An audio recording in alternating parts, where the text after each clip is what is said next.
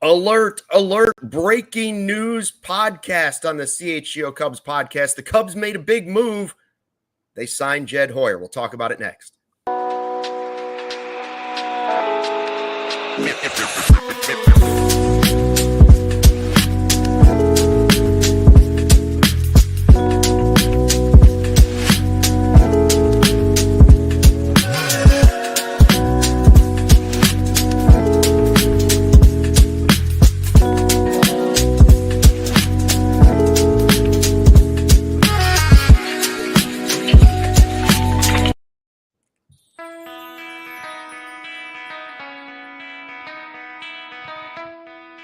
Hey, Chicago, what do you say? It's the CHGO Cubs podcast, driven by Toyota. Let's go places and Bet365. Whatever the moment, it's never ordinary. Make sure you use the code CHGO365 at sign up. I knew we'd have a breaking news podcast today, and sure enough, here it is. Luke Stuckmeyer, Patrick Norton, and Joey Christopoulos. We will have a full post-game podcast tonight after the game as well, but we wanted to jump in real quick and talk to everybody about the breaking news that the Cubs have extended Jed Hoyer and his contract. So he went from the hot seat guys all the way to an extension. We don't know how long.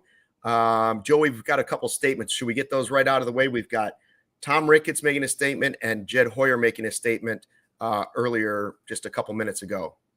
Yeah, sir, if possible, let's read from Tom Ricketts, the statement that he just released on socials. Quote, Jed and his baseball operations staff have built a healthy player development organization and put an exciting playoff contending team on the field. We are looking forward to the rest of the season and to working with Jed for years to come. That's from Tom Ricketts, executive chairman of the Chicago Cubs. And Jed Hoyer also put out a statement too as well. Quote, I'm so grateful to the Ricketts family for their trust and support for 14 years. The Cubs are a special organization with an amazing fan base. I'm excited to keep building the momentum we have and to work with a terrific baseball operations staff to consistently deliver a championship caliber team for this great city. Jed Hoyer, president of baseball operations now and into the near future. My first take on this, Patrick, is that when I heard about it, first of all, not surprising. The timing of it's interesting because the trade deadline's coming up on Thursday afternoon. Does it impact that? Well, sure. I guess it gives him the confidence to move forward and make a trade, make whatever trades he needs to. I don't think he was going to gut the farm system trying to make some crazy trade to save his job. I feel like he knew that was happening anyways, but now he makes the trade knowing, listen, I'm here for multiple years. I have to be wise about what I do, but I also have to go for it.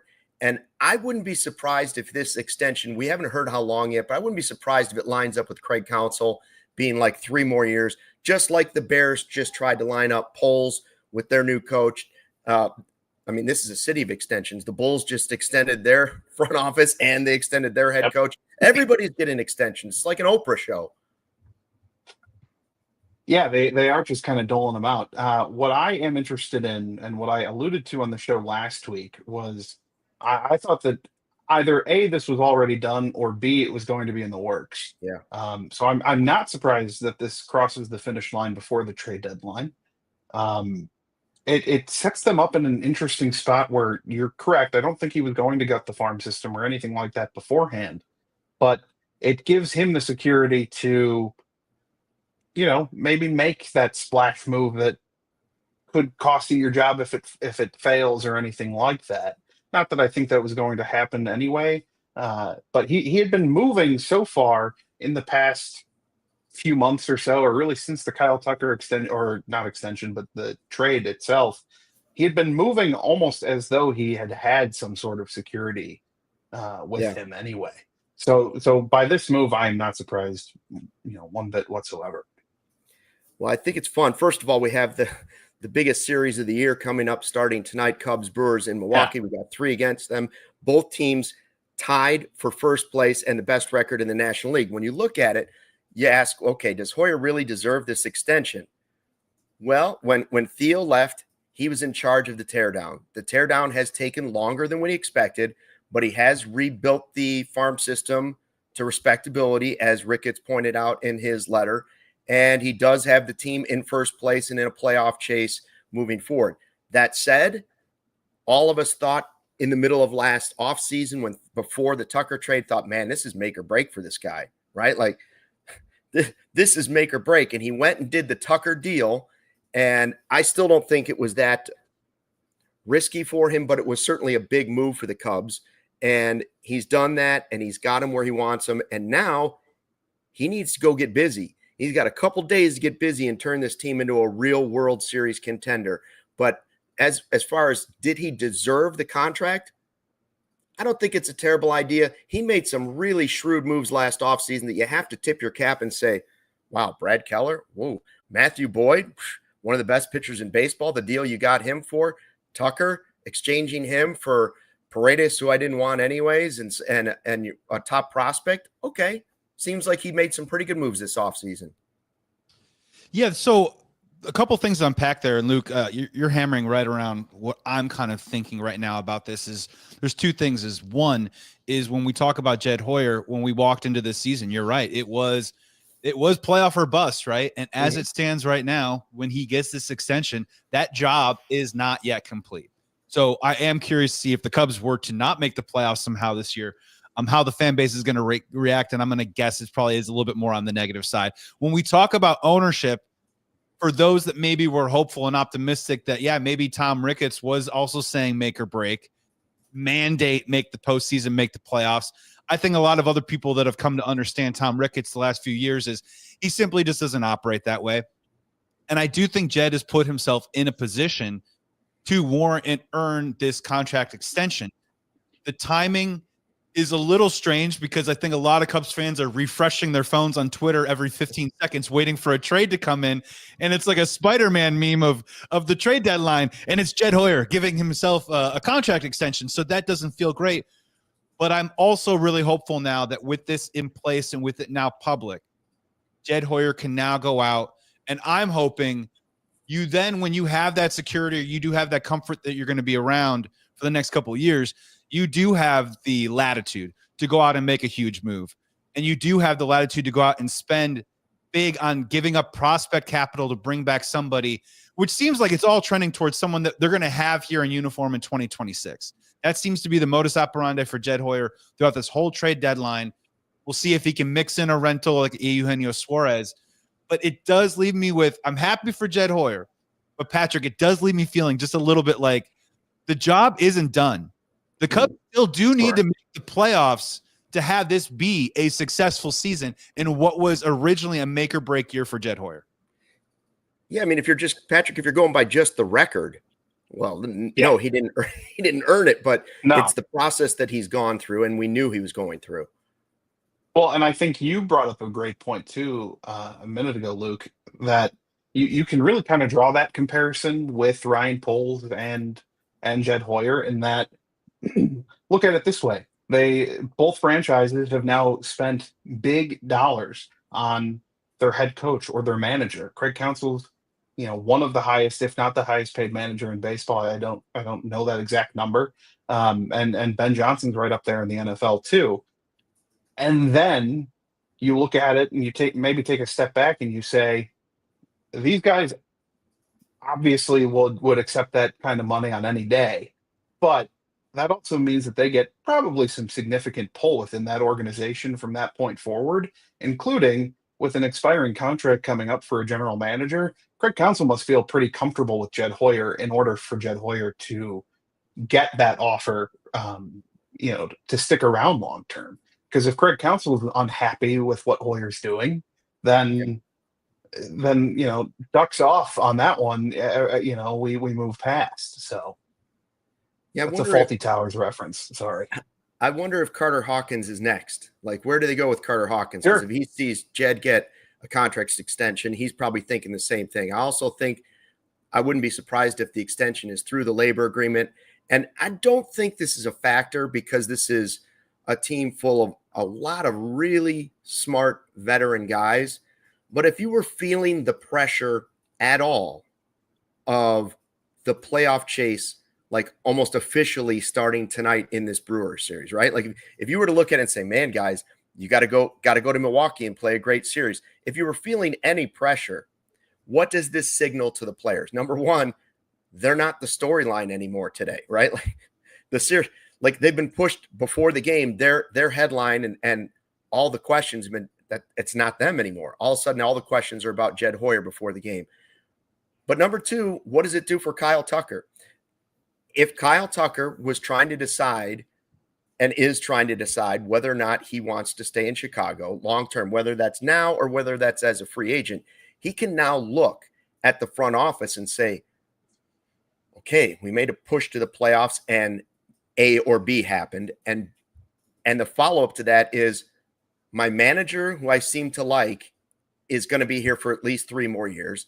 And the front office guy who brought me in is going to be here. And so I feel like that stability would be here. So now that Hoyer would be the guy officially to bring back Tucker and sign him to a new deal, if that happens, he can look at it and say, listen, I'm married to these guys. These are my people. They believed in me. They brought me in. Houston didn't want me. I do think it gives Tucker at least some peace of mind knowing that it's not just a complete turnover and you're not going to have total chaos moving forward. In that way, I also like the move.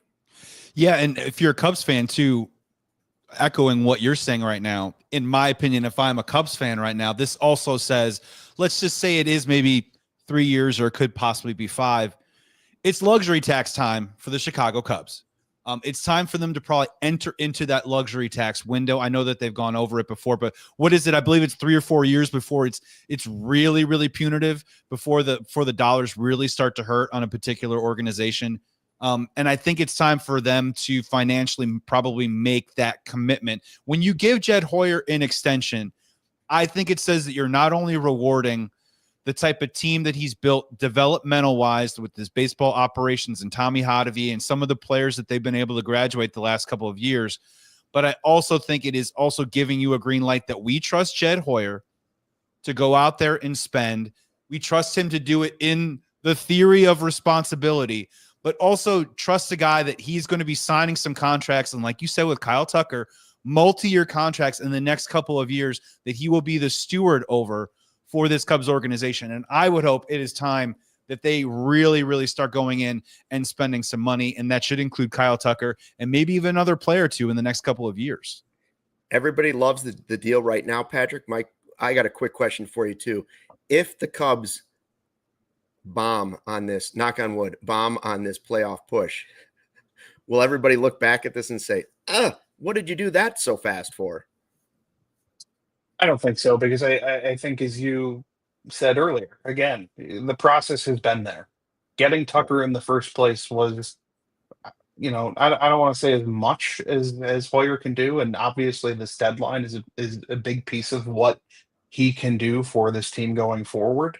But if you're satisfied with the moves that he makes in the next, 72 hours, we're closing in on 73 hours right now. If you're satisfied with the moves that he makes in 73 hours, then I think you have to be satisfied with you don't have to be satisfied with whatever the end result is, but you have to be satisfied with the fact that Jed made the moves necessary to, prevent that flop come September. Just looking at it that way. I also think something that needs to be kind of examined with the cap is, or not the cap, but the salary itself, because of the accounting errors last year and mistakes made, they were over the tax, and they shouldn't have been. And it was a small amount that they were over, but that still dings them in terms of how many years they can go over consecutively. So I doubt that they're going to go over this year. They've built themselves a nice cushion to prevent that by trading Cody Bellinger for essentially nothing and not replacing that money, in order to set up future seasons. So by not going over this year, then you really extend the window in terms of, okay, well, now we can start to dive into, if we go over for the next 3 or 4 years, whatever that might be, you need to reset this year. That's where it all starts. Yeah, and I think one more thing on this is that when you look at it from Jed Hoyer's perspective, I think he's seen from the Ricketts family that they're serious. And if they've had conversations about Tucker and the future, hopefully that means they've had serious conversations, and he liked the way that sounded. And from the flip side, if you're looking at it from the Ricketts family's perspective, they like consistency. I don't think it's hard to notice that. Like, they enjoy consistency. They have stuck with Crane Kenny on the financial side through thick and thin. They had Jed Hoyer married with Theo Epstein.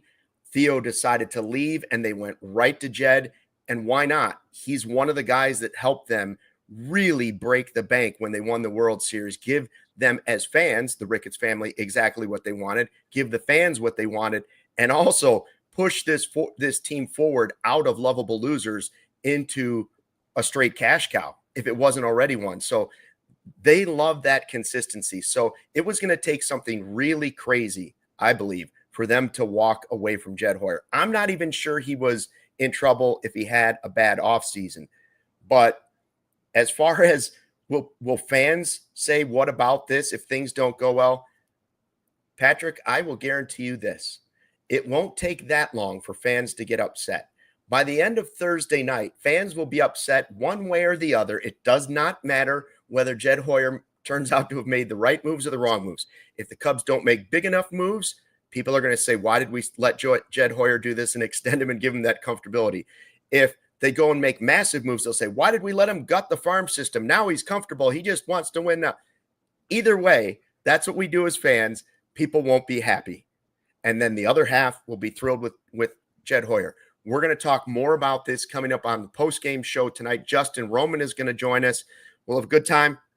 By the way, we'll have a full hour after the game in what tonight, of course, is the biggest game of the year. We've got Matthew Boyd on the mound, and Jed Hoyer can point to, hey, that might be right there. That might be the best move I've made as the head of the Cubs by myself. Look at what I got you in Matthew Boyd. Look what I got you in Imanaga. Look what I got you in Kyle Tucker. And look what you have in PCA. Those are his trump cards that he's throwing down, and it turned into an extension for Jed Hoyer with the Cubs organization moving forward.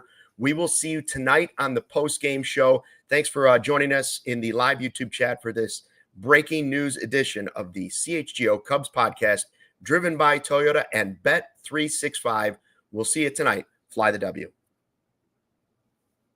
We all silly like the mayor.